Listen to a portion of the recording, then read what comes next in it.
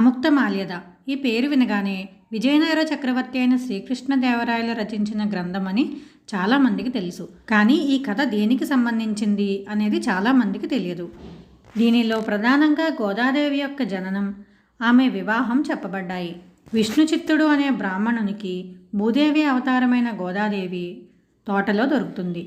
ఆమెను అల్లారు ముద్దుగా పెంచుకుంటారు. తన తండ్రి స్వామి కోసం సిద్ధం చేసిన మాలలను ఆమె ముందుగా ధరించి తర్వాత స్వామికి పంపిస్తూ ఉండేది.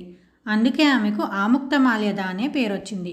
అంటే తాను ధరించిన మాలలను ధరింపచేసేది అని అర్థం. అదే పేరును ఈ కావ్యానికి కూడా పెట్టడం జరిగింది.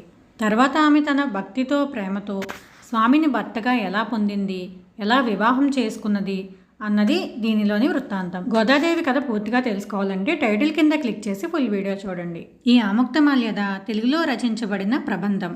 ఇది పంచకావ్యాలలో ఒకటిగా ప్రసిద్ధి చెందింది. దీనికే విష్ణుచిత్తీయం అనే పేరు కూడా ఉంది.